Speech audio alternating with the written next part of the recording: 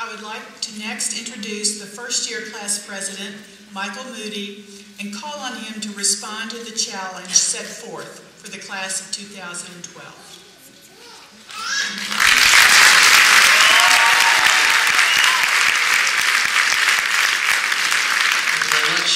I just wanted to share with the professors back here, it's kind of like I just had one of those aha moments.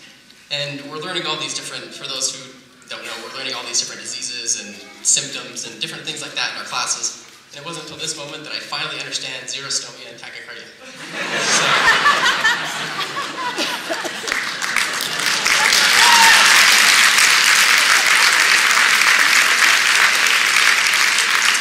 Greetings, fellow students, esteemed clinicians and faculty, and family and friends.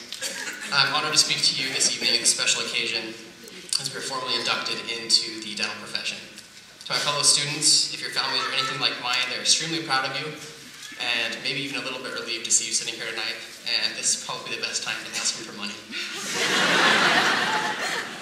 Genevieve Allen, the senior class president, has given us some challenges and sound advice on what we can do to be successful during the next 4 years. And speaking on behalf of the class of 2012, we accept these challenges. And we've accomplished these challenges in a way that only 82 khaki-wearing students can. Since our days are filled with vast amounts of information on professional studies and clinical and biomedical sciences, I wanted to relate to you a simple story that might help us continue on the great path that we started back in August. The story which I'm referring to is the story between the tortoise and the hare. Everyone knows who won the race, or do you? Well, recently I heard a new version of the story with a new twist. Once upon a time, the tortoise and the hare had an argument about who was faster. They decided to settle the argument with a race. The tortoise and hare both agreed on a route and started off the race. The hare shot her head quickly and ran briskly for some time.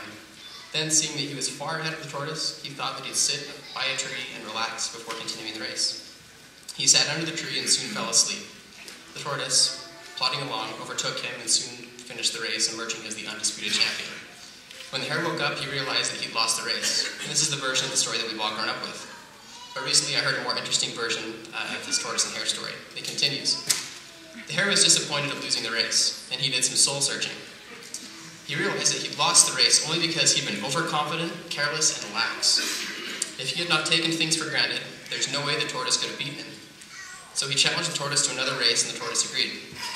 This time, the hare went all out and ran without stopping from start to finish, and he won by several miles.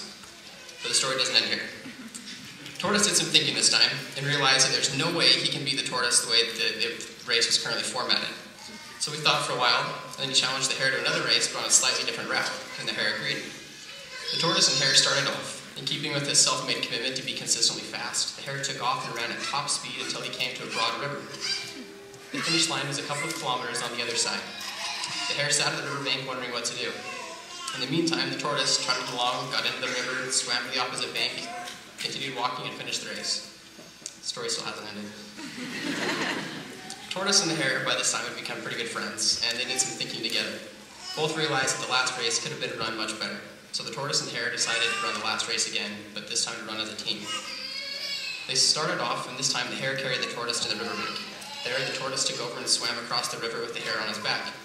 On the opposite bank, the hare again carried the tortoise, and they reached the finish line together.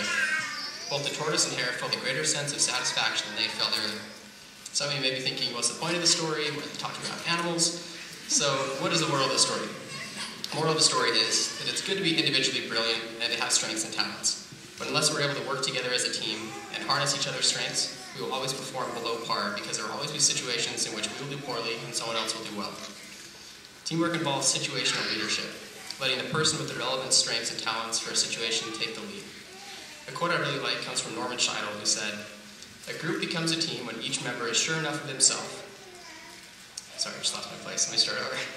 A group becomes a team when each member is sure enough of himself and his contribution to praise the skills of the others. While serving as class president this year, I have had the opportunity to hear and witness several instances of members of our class reaching out to others and sharing their strengths.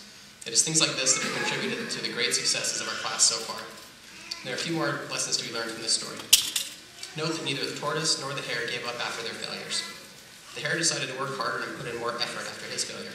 The tortoise changed the strategy because he was already working as hard as he could. In dental school and life, when faced with what seems to be an impossible task, Sometimes it's appropriate to work harder and put in more effort. Sometimes it's appropriate to change our strategy and try something different.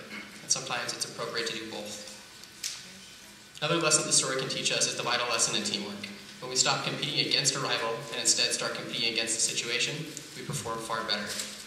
To this point, our classes work together very well, and it shows. During the rest of our time here at UNLV School of Dental Medicine, we will continue to build relationships as friends and colleagues that will extend into our professional careers. As a class of 2012, we'd like to thank the faculty who are participating in tonight's ceremony and all those who have helped, taught, and given their time this year to help us succeed. I would like to challenge our class to continue to work together as a team and to prepare and act like the dentist that we'd like to be. In closing, I'd like to leave you with a quote by Henry Ford, who stated, "Coming together is a beginning. Keeping together is progress, and working together is success." Thank you.